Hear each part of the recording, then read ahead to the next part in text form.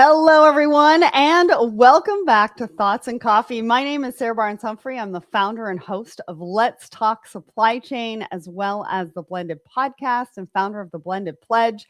And I am super excited to be back in studio with you today. I know Audrey and Brian did a great job last week while I was at Manifest. Manifest was such a whirlwind. I mean, 4 times on stage, 9 podcasts recorded in 2.5 days. It was such a great show.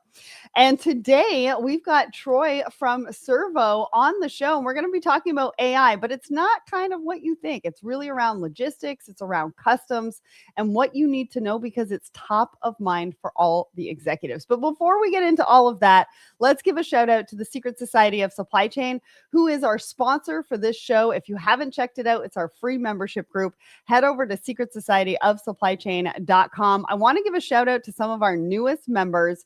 We've got Steve Shabuski, Hillary Drake, we've got Lita, we've got Maya, Jen Perrin, Stephanie Smuttle, John Buglino, he's joining us, Helia Vance, Georgie as well. Welcome to the Secret Society of Supply Chain, and we are so excited to have you there.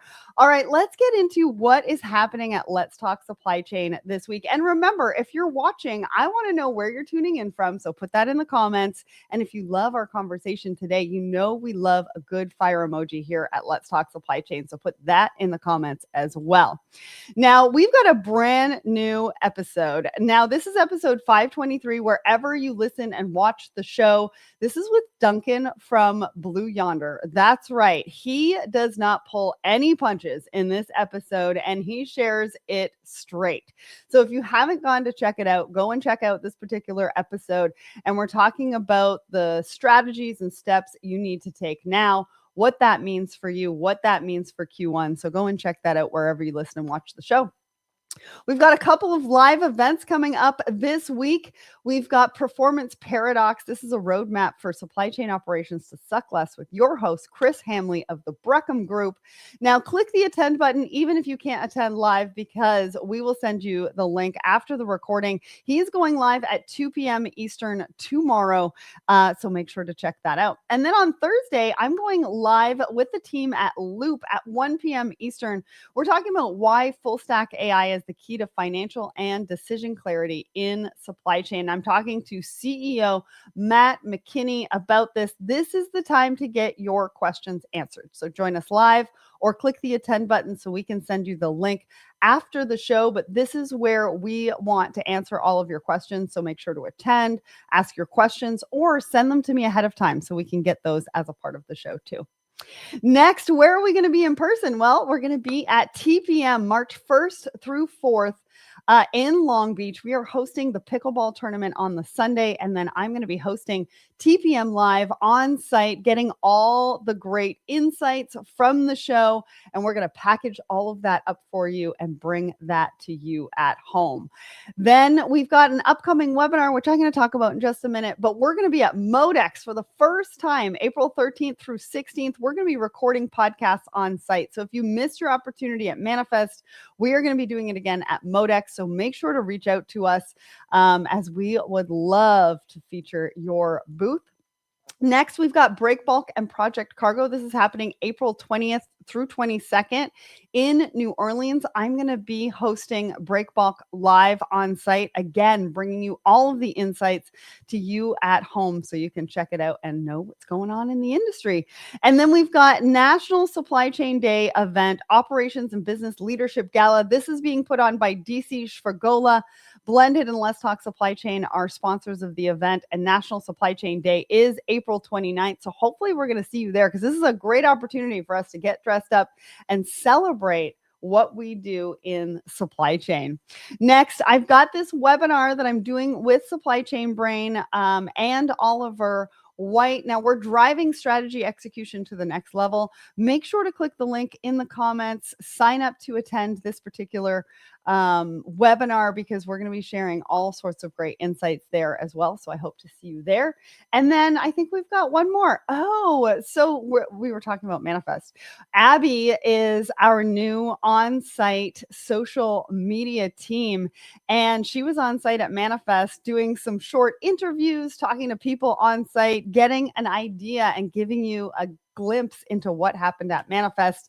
And so keep following us, because Abby's going to be sharing more at different industry conferences that we are attending and showing up as Let's Talk Supply Chain. So we love that. And then last but not least, last week at just before Manifest, I had the opportunity to tour Aristocrat Gaming. And so we put together a video that's the logistics behind slot machines.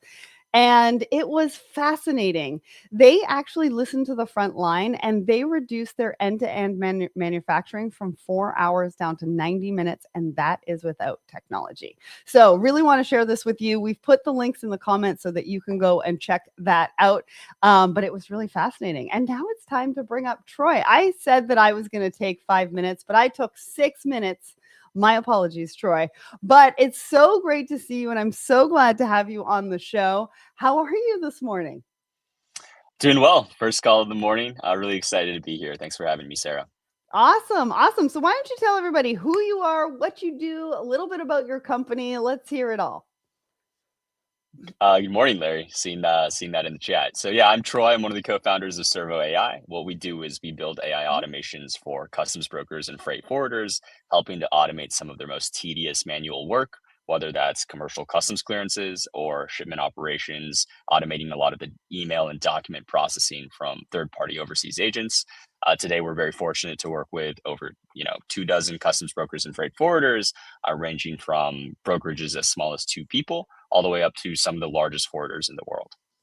Yeah, and you and I got a chance to sit down yesterday. Now, this episode is not out yet. It's going to be out in a couple of weeks.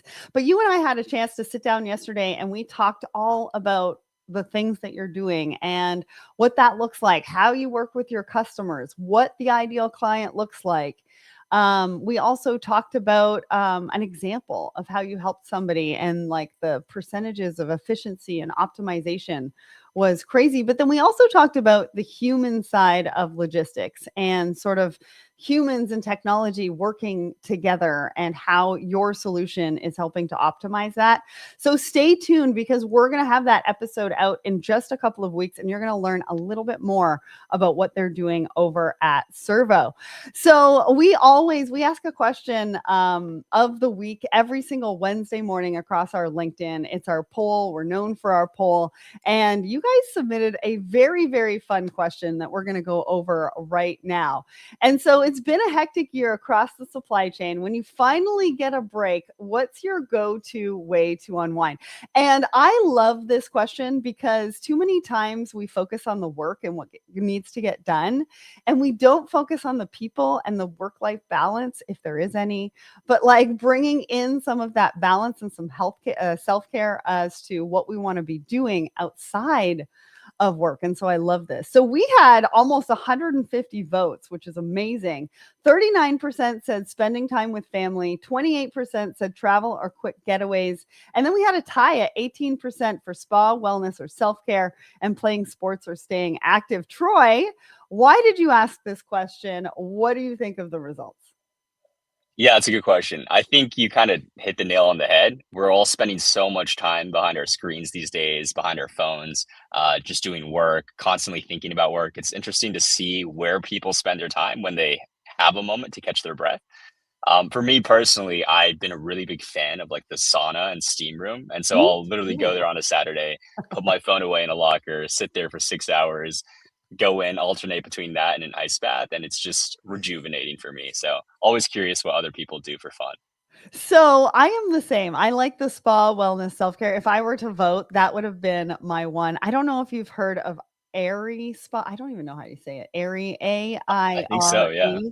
They are amazing. They just opened up in Toronto. They've got one in Chicago. I'm not an ice bath type person, so I avoid those ones because I'm just like, no way.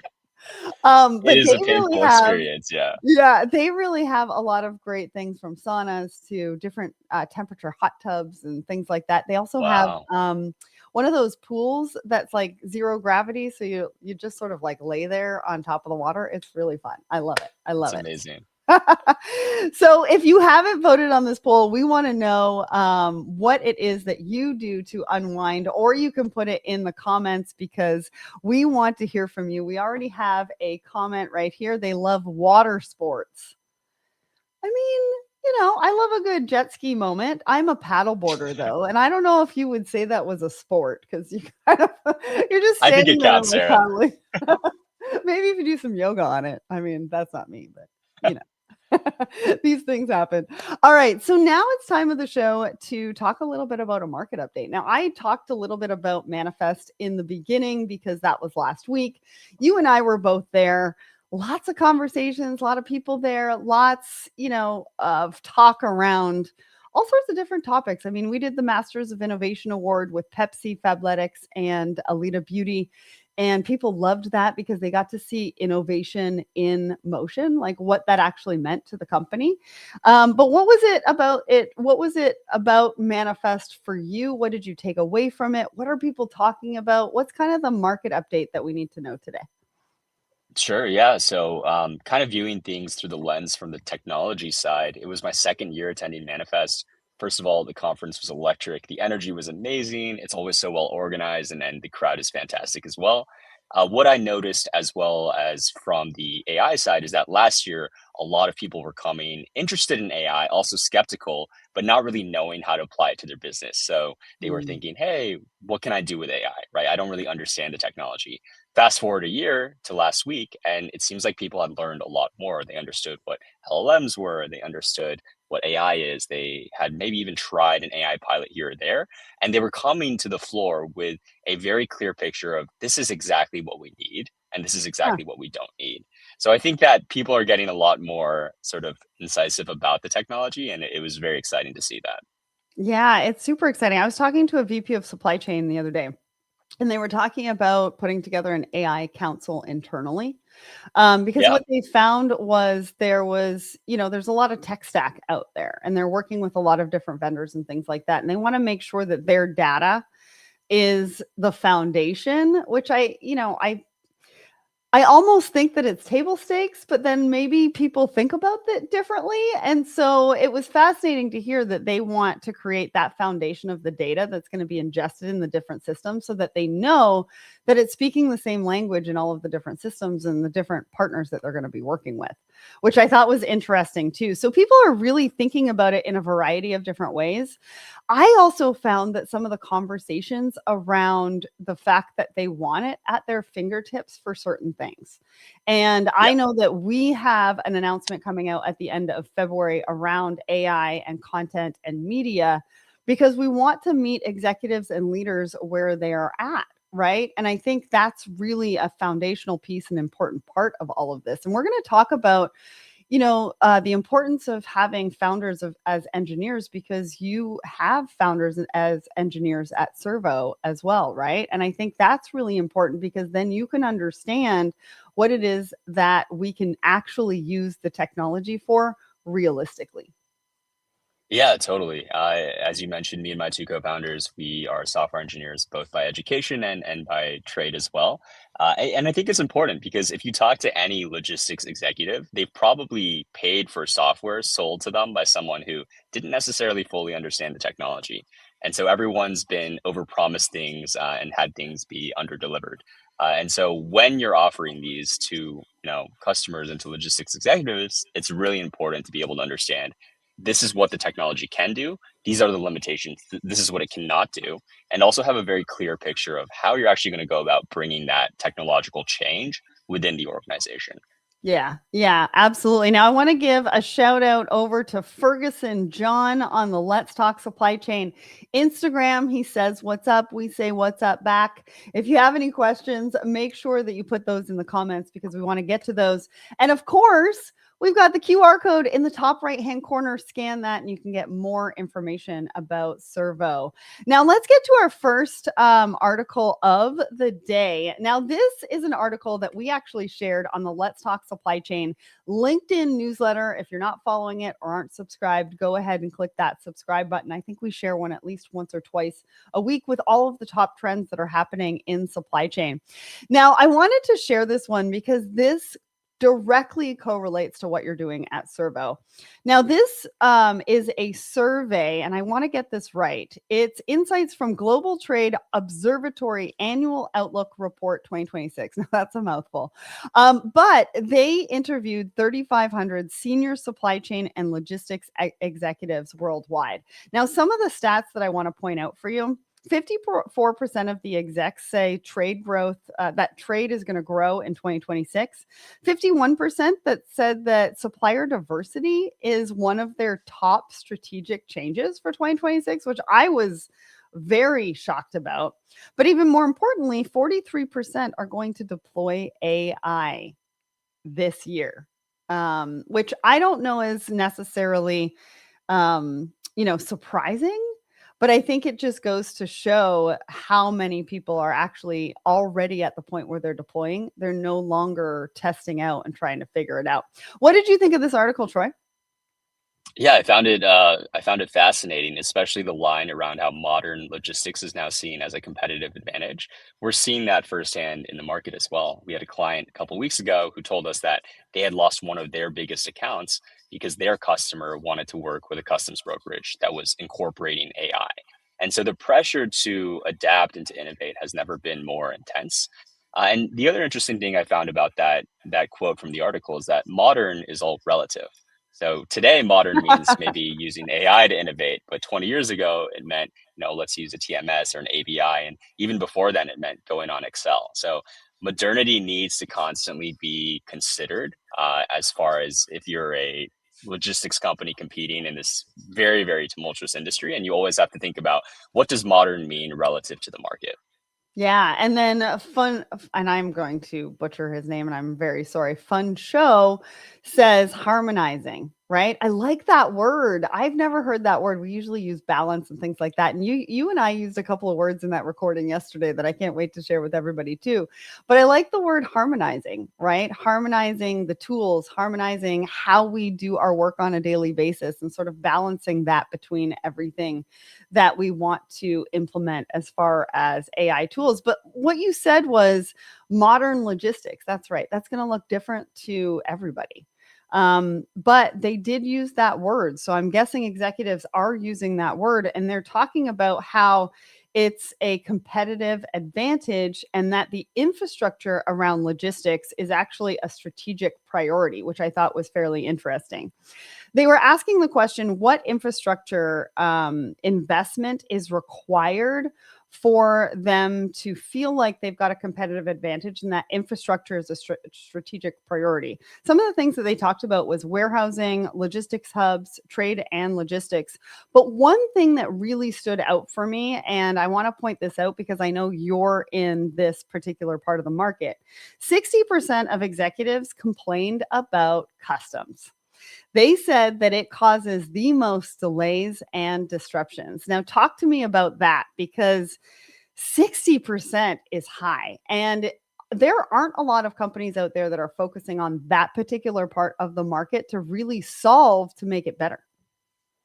Yeah, totally. I mean, if we look at just in throughout history, there's always been one core bottleneck in the supply chain due to macroeconomic factors for any given point in time. And today, that bottleneck is in customs. And the reason why I think, as many of the viewers listening today know, is because of tariffs and reciprocal tariffs, IEPA, steals, exclusions, all that kind of stuff. It's creating a lot of complexity where customs clearances that used to take several minutes can now take hours or even up to a couple days for customs brokerages. And that is introducing real delays in the supply chain. It's a problem that executives are scrambling to try to resolve and to find solutions to. And it's just super top of mind for everyone. But I think it's also ripe for technology and AI. Can you talk to us about that? Yes. Yeah, and that's exactly what we do at Cervo is we automate the tedious manual work around customs clearances. So the manual data entry, the document processing, the work that your operators and entry writers don't necessarily want to do. They want to spend their time doing the high leverage work, doing the final check around a tariff code or a tariff stacking, and being able to submit that to Customs and Border Patrol. Uh, Basically, what AI is enabling these customs entry writers to do now is free up their time to spend being able to do what it is they're an actual expert at and less about the tedious, data entry part of the job. Well, and also if we can speed it up we can use AI to help avoid some of those delays and disruptions and spending weekends trying to update all of these tariffs. I mean, that is reality, right? There's a lot of customs brokers that are spending the weekend every 90 days updating the tariffs to what the changes have been, which is crazy. Now, I want to give a shout out to everybody over on my personal social. We've got a great session over here. We've got Michael Cadio, got Panacea Strategy, Jonathan from Nigeria, we've got Mike from Copenhagen, and we've got Nassim from Belgium. Thank you so much for joining us. Remember, give us a fire emoji if you're loving the comment or the conversation, because we love to see a good one. Now, let's get to our next article. Now, your co-founder actually wrote this article, Why Logistics Needs More Software Partners, Not Just Vendors. Now, we talk about partners and vendors interchangeably, but this particular article talks about how we actually need to separate them and what separates them and what that looks like. Talk to us about this. What's different between a partner and a vendor? Yeah. So one of the statistics my co-founder Thomas actually mentions in that article is that over 70% of software pilots fail. And you talk to any logistics executive, and they'll be able to point to some horror story of some software implementation that went wrong in the past, that if they're a large enterprise might have set them back hundreds of millions of dollars and multiple years of development time. The reason why is because software implementations and AI implementations also, they require much more than just putting the technology in someone's lap. Anyone can just drop the technology in someone's lap, but when it comes to actually making sure that the team and the organizational change, and I know someone in the chat mentioned this earlier about harmonizing technology with the organization, you have to understand how to roll it out, how to encourage people to adopt, how to minimize the friction to actually get it across the line. And part of that as a partner comes down to, do I really understand the organization's technology stack? Do I understand what their priorities are? How does this technology tie into their long-term goals? How are they thinking about rollout? Whereas a vendor will just put the software in front of you. And so that's kind of the core distinction between a partner and a vendor is the partner is really trying to tie the technology to the overarching mission and goals of the business, and also assist, with the actual rollout and adoption of that technology, whereas the vendor is just putting it in front of the client. Yeah, one of the other things that he mentioned, I mentioned this earlier, is that Servo's founders are all engineers. And I want to ask you, like, why is that important? I have a bit of an example that I want to share, but I want to ask you that first. Yeah, it's really important because as the founders, it's important to understand what your technology can do and what you can't do. At the end of the day, you're promising an outcome to the client, whether that's, being able to 3 or 4x as much customs entry summaries as they were before with the same headcount, or if it's, hey, save 30 minutes per manual shipment that you're currently doing for your operators. If you're making those promises, you need to understand exactly how you can backtrack into that promise by an understanding of the technology. And so I think that's one of the limitations of, if you're not technical and you don't understand what your technology can actually do, you may fall into the trap of over promising things, especially when it comes to these hype technology topics like AI, that you can't actually deliver on. Well, and it's interesting because I was talking to Bill, the CEO of OneRail, last week at Manifest. His episode's going to come out soon too, but he was talking about how he had on his founding team an engineer as well, and that he had originally put native AI into the coding, I believe, behind the software, which has sort of changed the trajectory of the company. And so that's why I really wanted to talk about this part and really showcase how important it is to have somebody that truly understands what's happening, but also can see into the future and how that partnership really matters, because that's what's going to set you apart as well, especially with the competitive advantage. I want to give a shout out because we've got a couple of fire emojis, one from Rudy. We've got Neelul over on my Let's Talk Supply Chain Instagram as well. We've got a question from Bill, and I think we'll take this one before we go to our next article. Talk about the importer of record issues and the $800 import rule, how to streamline. Can you answer that one? And if not, we can take it offline. Yeah. So, Bill, do you mind clarifying the question actually? Which $800 rule are you referring to? The de minimis, I think he's talking about, Oh, the right? de minimis. Okay. Mhm. Yeah. Yeah. So we work primarily with customs brokers, not importers directly. So it's a bit difficult for me to answer that question. I think the customs broker probably has the best knowledge of exactly what they want to do with regards to that. Where we specialize on our workflow is once the customs broker has decided to handle a clearance, a 7501, we'll automate the document processing, the data entry, and then the associated tariff lookups for that particular clearance. But the customs broker is ultimately the one who has to navigate exactly how they want to handle the de minimis ruling. Well, and I also think from a perspective of the fact that with low value shipments, we don't want to, as customs brokers, they don't want to be spending a ton of time processing low value shipments. And with the tariffs and everything that we've talked about today, we really want to be able to streamline that. And you've been able to do that through AI. Now, I want to just a friendly reminder about the QR code in the top right hand corner. That's going to take you to Cervo so that you can check out everything that they're doing and learn a little bit more about what they are doing and how they can help you. We've got some great comments coming in. I don't think we can get to all of them because we've only got a couple more minutes before we are going to end the show. But I do want to talk about this because I think this is really important. Security is top of mind for supply chain leaders and executives.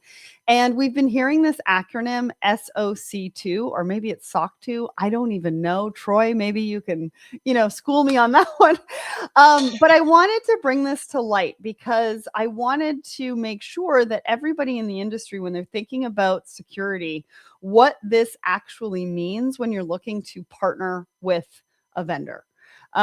Troy, do you want to just give me some high level overview of what you thought about this article and how it pertains to what you're doing at Cervo? Sure. Yeah. And to answer that, I want to touch on something you mentioned earlier, which is that there are companies out there that are now saying, hey, we want to use the foundation of our data, everything within the company, as the base to build AI on top of. We want the AI to understand the context within our organization. But if you're a logistics company, that data is also really mission critical. It's sensitive, it's confidential. It contains your client's data as well. And so you don't want that data leaking to other organizations. And you certainly don't want that data being trained for AI models that are then being used by other customers, right? There's not only the security concerns there, but there's also like the competitive edge that you're potentially losing. And so when you talk to a AI partner, what you really want assurance on is that the data entering their system is isolated to you and your organization, and it never speaks to or communicates with any other of their other clients. And so SOC 2, which is a compliance framework that is becoming more popular, sort of indicates and is a check the box where it says, hey, this company has been independently audited and is confirmed to have certain security controls that you can trust are enterprise grade. So it is SOC 2. Thank you for that. I wasn't It's whatever you want it to be. spelling it out or not. One of the key things that I wanted to point out from this is that it manages and protects sensitive data and lets you know that the partner that you're looking to work with also meets recognized standards.